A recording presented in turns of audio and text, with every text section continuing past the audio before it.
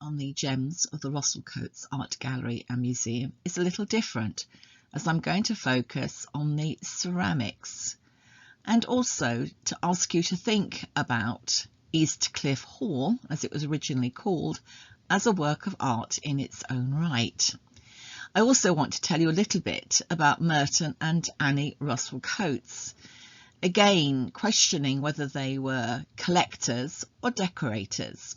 So on this slide you can see a bust of Sir Merton and Annie, Lady Annie Russell-Cotes, and two photographs of them in later life. So first, a little bit about the evolution of East Cliff Hall, as it was originally called, into the Russell-Cotes Art Gallery and Museum. Sir Merton was born in 1835 and his wife Annie, as you can see, shares the same birth date. But unfortunately Annie predeceased him in 1920. They had a long and happy marriage, the marriage itself taking place in 1860. Now, although in his autobiography, Home and Abroad, Sir Merton doesn't speak very much about his earlier career as a hotelier, he was a very experienced runner of hotels when he acquired the Royal Bath Hotel Bournemouth on Christmas Day 1876. He dreamed of building a house for his wife, and East Cliff Hall, which was situated next to the Royal Bath Hotel, was planned in 1897 but not completed until 1901, making it one of the very last Victorian homes. It was a birthday gift for Annie on her 66th birthday, and the architect of this remarkable confection was John Frederick Fogarty, a local man. In 1908, Merton and Annie gifted the house and much of the contents to Bournemouth. There was a bit of an ulterior motive. As you can see, he was knighted in 1909. 3 purpose-built galleries will be added. They are officially opened in 1919 by Princess Beatrice, who was Queen Victoria's youngest daughter. And then officially the gallery is open to the public in March 1922, following the death of Sir Merton in 1921. A 4th gallery will be added in 1926. From this evolution, you can see that the house will gradually change from a home into an art gallery and a museum. This photograph of Annie and Merton in the Salisbury Suites at the Royal Bath Hotel gives you a good idea of their taste. They preferred contemporary paintings and antique and reproduction furniture and ceramics, a wide variety of ceramics from porcelain to pottery. It would seem that they bought their ceramics primarily for their decorative effect. The top right-hand side shows the Royal Bath Hotel as it looks today. Bottom left-hand side shows you the Royal Bath in its heyday, a very splendid hotel which boasted to be the best in Bournemouth. In Annie's boudoir on the bottom right-hand side, we can see the cabinet featured in the Salisbury suite. Many objects will move from the hotel to the house. By the 1930s, after Merton's death, East Cliff Hall was becoming more a museum than a home, and these 4 cases of very rare and valuable old porcelain, as described in Home and Away, largely seemed to contain Oriental specimens. Moving into the drawing room, you can see here that ceramics were largely used for their decorative effect, placed in cabinets or on top of cabinets. There are 2 very large vases placed to either side of the fireplace and a group of 3 on top of the fireplace overmantel. Looking at a close-up of one of the large vases, it's in the so-called Sèvres style. Merton wanted his pieces to look good from a distance, and this one is magnificently painted with Europa and the Bull after Francois Boucher, a very famous 18th century painter. Merton was more concerned with the decorative effect of pieces than their authenticity. So Merton was happy to have 19th century reproductions of 18th century Sèvres pieces. Decorated with famous paintings he could never afford. Francois Boucher's The Rape of Europa is in the Wallace collection, and although Merton liked to think of his collection as a miniature version of the famous Wallace collection, he never had the deep pockets of Sir Richard Wallace. Looking at the three vases on the overmantel, they again are not quite what they seem. They appear to have come from the famous Royal Vienna porcelain factory, but this closed in 1864, and these vases are clearly later. They are what we again refer to as Vienna style, and the base shows a faux Vienna mark. It's supposed to be a shield, but often looks more like a beehive. Underneath, this vase tells us that the images reproduced are of Sappho, the famous Greek poet, and Daedalus. So here is the painting which is reproduced on the vase by the famous 18th century female artist Angelica Kauffmann. On the other side, we find two more famous reproductions of 18th century works of art. The main panel shows Daedalus attaching Icarus's wings by Joseph Marie Vigne, a very famous French artist in the neoclassical style. And also in the neoclassical style is The Loves of Paris and Helen by Jacques-Louis David, one of the most famous French neoclassical artists. So style was obviously very important to Sir Merton, and these are very much in a classical style. The drawing room was dominated by china cabinets, and we're going to look at two of these in some detail. Merton was very proud of this cabinet, which was formerly the property of the Empress Eugénie, the consort of Napoleon III, but it had allegedly been looted after the Paris Commune and bought at the Palais Royal auction in 1871.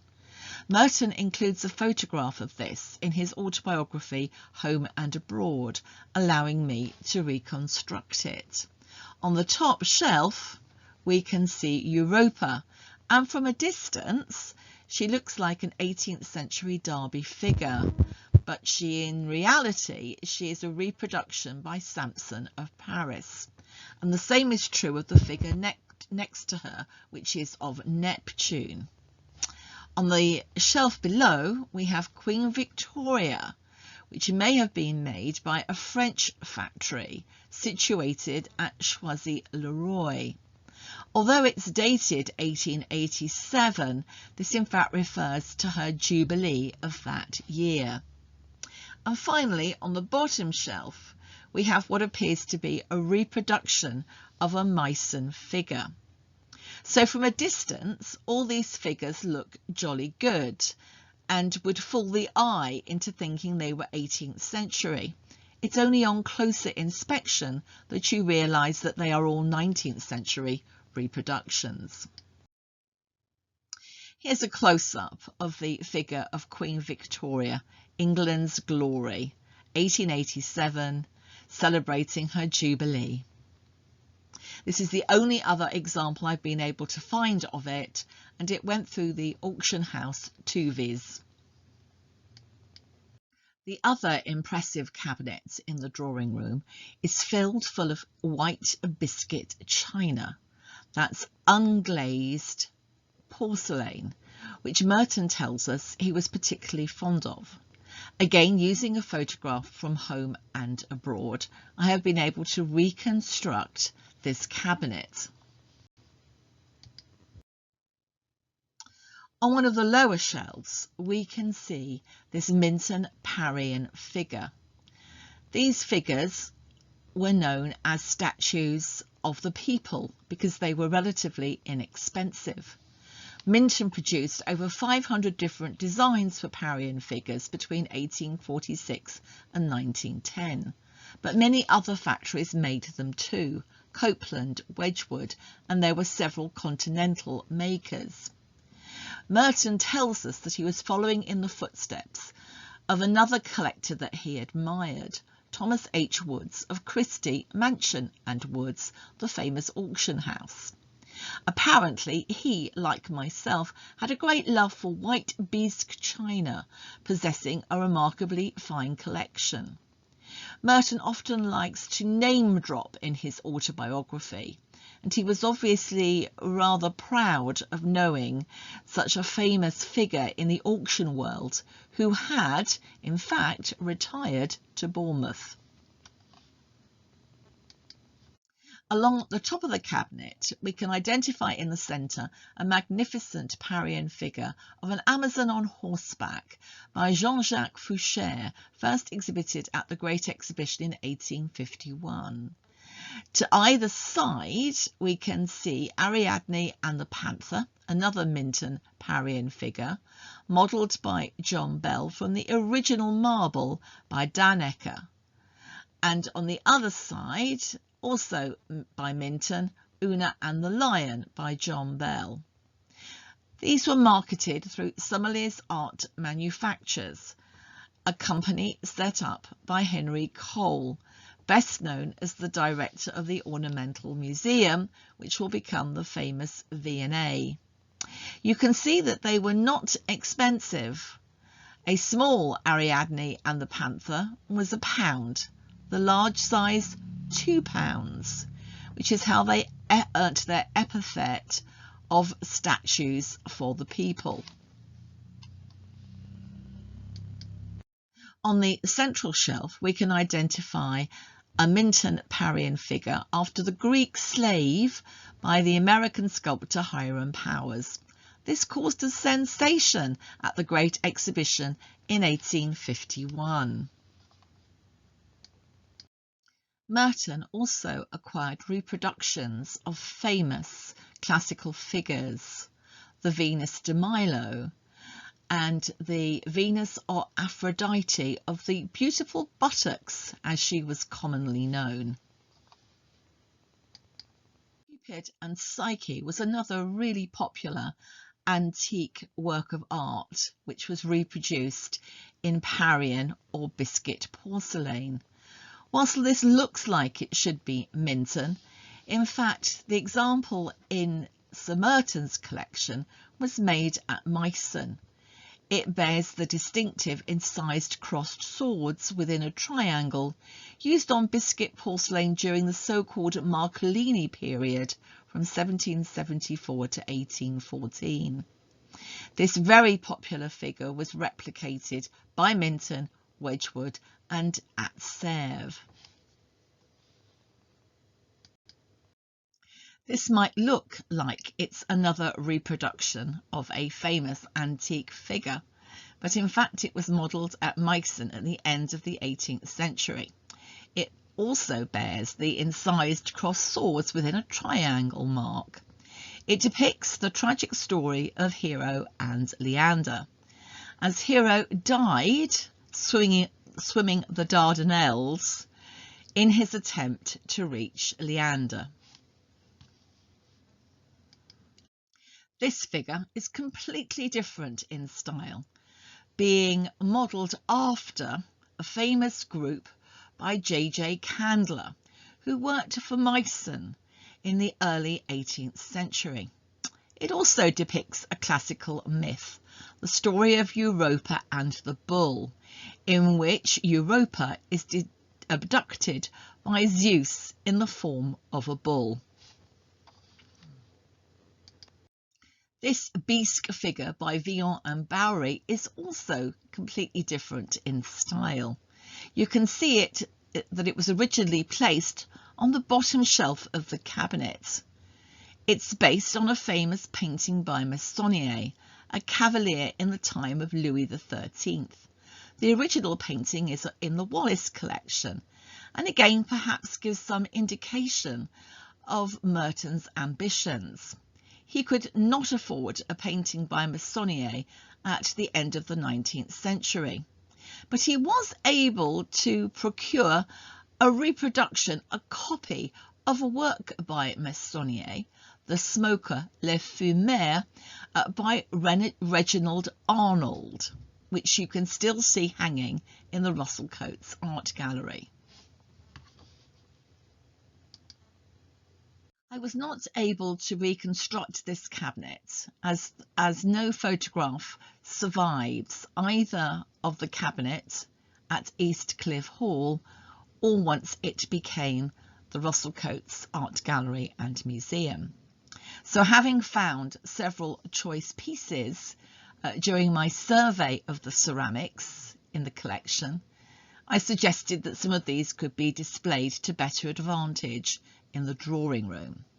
They include, on the middle shelf, a magnificent vase made at Royal Crown Derby by Désiré Leroy. He was the premier decorator and designer at Royal Crown Derby at the end of the 19th century. Like many ceramicists, he began his career in France at the famous Sèvres factory.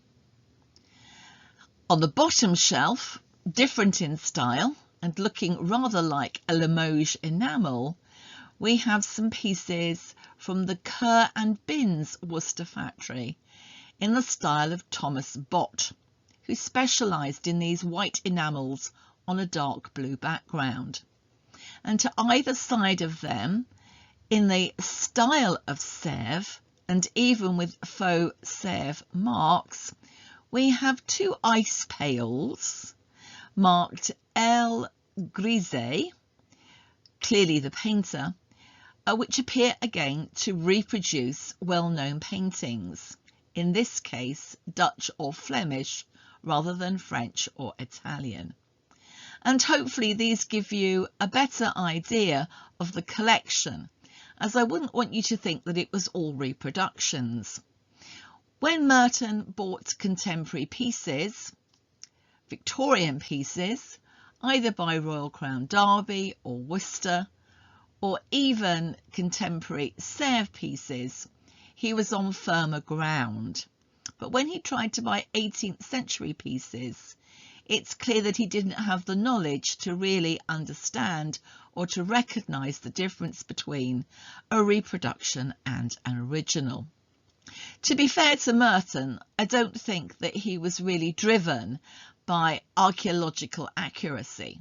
What was really driving and motivating him was his desire to find beautiful pieces to decorate his cabinets and to embellish his house beautiful. So I hope in this session I've given you an insight into an aspect of the Russell-Cotes Art Gallery and Museum that perhaps is little known. Thank you for your time.